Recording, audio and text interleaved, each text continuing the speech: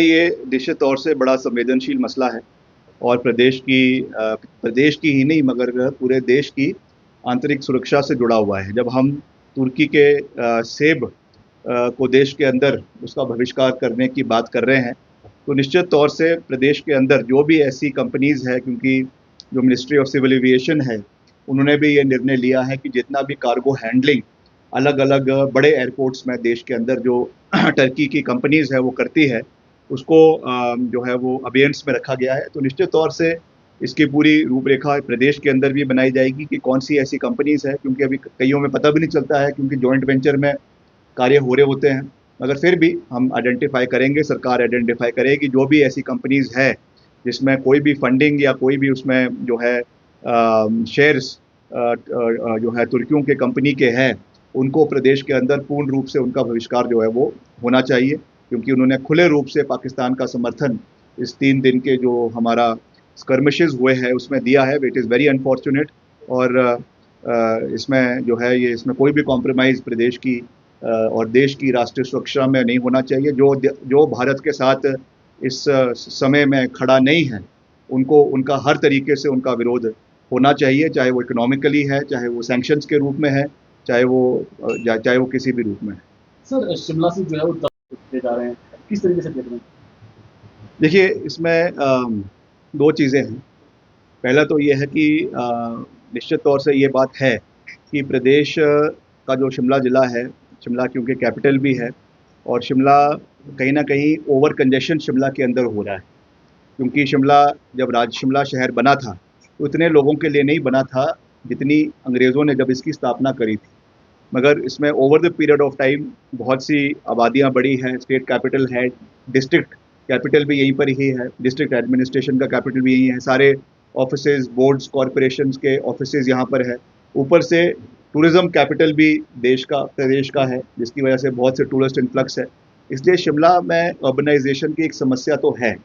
अब उसको कैसे सॉल्व करना है, कैसे हमको इसका एक रोड मैप बनाना है, ये सरकार इसके ऊपर यही सरकार नहीं, पूर्व की सरकार भी इसके ऊपर चिंतित रही है और पहले भी जो है कांग्रेस की ही सरकार थी, वीरभद्र सिंह जी मुख्यमंत्री थे, जब जो हमारा एजुकेशन बोर्ड है, एजुकेशन का जो बोर्ड है, उसको जो है यहाँ से धर्मशाला शिफ्ट किया गया था। मुख्यमंत्री प्रेम कुमार धूमल जी थे, जब हमारे सर्विस सिलेक्शन बोर्ड को यहाँ से शिफ्ट करके जो है सबॉर्डिनेट सर्विस सिलेक्शन बोर्ड को यहाँ से शिफ्ट करके जो है वो हमीरपुर में किया गया था।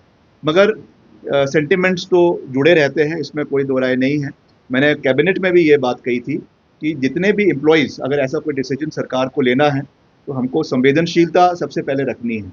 उसमें जैसे जितने भी एम्प्लॉयज़ हैं, ख़ास करके जो महिलाएं हैं, ख़ास करके जो ऑन द वर्ज ऑफ जो है रिटायरमेंट है, तो ऐसे लोग हैं, उनका खास ख्याल रखा जाए और इन सब चीज़ों का ख्याल रखा जाए कि रैशनलाइजेशन भी है, ओवरऑल किस तरीके से हमको ये देखना है वो भी ज़रूरी है। इसमें सेंटिमेंट्स प्रदेश के लोगों के भी इन्वॉल्व है, लोकल लोगों के भी इन्वॉल्व है, मगर कैसे हमको इनको देखना है, उसमें संवेदनशीलता होनी चाहिए और मुझे विश्वास है कि जब भी ये डिसीजंस लिए जाएंगे, तो उसमें जो एम्प्लॉयज़ है उनके कंसर्न्स का खास ख्याल जो है वो रखा जाएगा। सर, आप मिनिस्टर हैं, तो लगता है कि वो कमी भी है और या फिर नहीं, देखिए, निश्चित तौर से इसमें कोई दो राय नहीं है कि प्रदेश कार्यकारिणी का गठन काफ़ी लंबे समय से नहीं हो पाया है, तो वो होना चाहिए और बहुत जल्द होना चाहिए, इसमें कोई दो राय नहीं है। इस विषय में जो हमारी पार्टी की अध्यक्षा हैं प्रतिभा सिंह जी, उन्होंने भी इस विषय को जो है वो रखा है और मुख्यमंत्री जी ने भी रखा है। तो जो भी बिकॉज़ जो संगठन को बनाना है और पर्टिकुलरली पीसीसी का जो नियुक्ति है, that is the prerogative of the high command. तो उनको ये फैसला लेना है कि वर्तमान अध्यक्ष को उन्होंने जो है रखना है या नया अध्यक्ष बनाना है, that is the prerogative of the high command. मगर मैं समझता हूँ कि जल्दी ये फैसला लिया जाना चाहिए। जो भी पार्टी का हमारा केंद्रीय नेतृत्व है, जो भी वो सोचता है, उसका अर्ली इम्प्लीमेंटेशन प्रदेश के अंदर जो है वो होना चाहिए, दैट इज़ वेरी इंपॉर्टेंट। और प्रतिभा सिंह जी को जब बनाया गया था, मैं खुद उसका साक्षी हूँ कि उन्होंने कभी ये कहा नहीं कि मुझे जो है वो पार्टी का अध्यक्ष बनाए। उस समय परिस्थितियाँ ऐसी थी प्रदेश के अंदर, हम विपक्ष में थे और हाल ही में हम लोकसभा का चुनाव मंडी का जो है वो श्रीमती प्रतिभा सिंह जी ने विपरीत परिस्थितियों में जीता था। और उस समय पार्टी के जो हमारे इंचार्ज थे राजीव शुक्ला जी, उन्होंने ये प्रस्ताव रखा कि उनको पार्टी का अध्यक्ष बनाया जाए, और उन्होंने उस समय उसका कमान को संभाला, और मिलकर उनकी अध्यक्षता में जो हमारे जो डिप्टी चीफ मिनिस्टर है, उस समय नेता प्रतिपक्ष थे, उन्होंने, और मिलके जो उस समय जो हमारे वर्तमान मुख्यमंत्री है, जो उस समय कैंपेन कमेटी के अध्यक्ष थे, सब ने मिलकर इस सरकार को लाने में सबका योगदान है। तो now it is the prerogative of the party high command कि किसको बनाना है, रखना है या नहीं रखना है, और कब बनाना है। मगर मैं ये ज़रूर कहूँगा कि जिसको भी बनाना है, मगर प्रदेश के अंदर एक कद्दावर नेता को जो है वो कमान सौंपनी चाहिए, और ऐसे नेता को सौंपनी चाहिए जिसका कम से कम 2-3 जिलों में अपना पर्सनल प्रभाव जो है एक व्यक्ति के रूप में हो, और वो उसको पार्टी को आगे लाने की आवश्यकता है। किसको बनाना है, that is the prerogative of the party. मगर रबर स्टैम्प जो है एक किस्म से हम किसी को संगठन में लाए, तो मैं समझता हूँ that will be detrimental to the interest of the party. बाकी that is the prerogative of the party कि हमको मास लीडर्स को मजबूत करने की आवश्यकता है, और मिलकर संगठन को तवज्जो देने की आवश्यकता है, क्योंकि हमने लंबा सोचना है, लंबा देखना है। कम से कम अगले 15-20 साल तक संगठन मजबूत रहे, फ्रेश ब्लड का जो है संचार पार्टी के अंदर हो। उसके लिए ज़रूरी है कि मास लीडर्स को एम्पावर किया जाए, और फिर मिलकर हम संगठन और सरकार को चलाए। इस तरीके से हमको आगे बढ़ने की आवश्यकता है। कुछ नहीं है।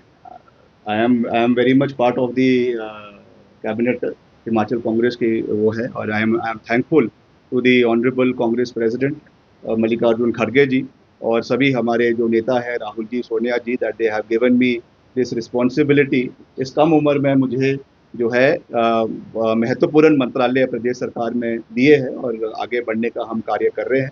तो भविष्य में भी जैसा मैंने कहा कि ये कंसर्न्स है कि बनना चाहिए, जैसा मैंने कहा प्रेरोगेटिव कांग्रेस पार्टी के केंद्रीय नेतृत्व का है, जिसको भी बनाना है। मगर ये बात जब भी हमसे पूछी जाएगी, हम ज़रूर कहेंगे कि दमदार व्यक्ति को संगठन की कमान सौंपी जानी चाहिए, ताकि एक तालमेल के साथ हम आगे बढ़े और संगठन को मजबूत जो है वो ज़मीन स्तर के ऊपर करे। That is the call of the need of the hour, ये मैं कह सकता हूँ। सर, पिछले चुनाव में प्रदेश में कर्मचारियों के लिए लिए गए हैं सबसे बड़ा निर्णय ओपीएस का हमारी सरकार ने लिया है, and we very much stand by our commitment. प्रदेश में ओपीएस है, प्रदेश में ओपीएस था, और प्रदेश में ओपीएस रहेगा। ये हमारा नंबर 1 चुनावी वादा है, और इससे हम कभी भी पीछे नहीं हटेंगे। बाकी और भी कर्मचारियों के लिए जो फैसले हमने समय समय के ऊपर लिए हैं, वो हम उसके ऊपर हम स्थिर हैं, और लगातार सरकार के माध्यम से हम उसको पूरा करने का प्रयास कर भी रहे हैं।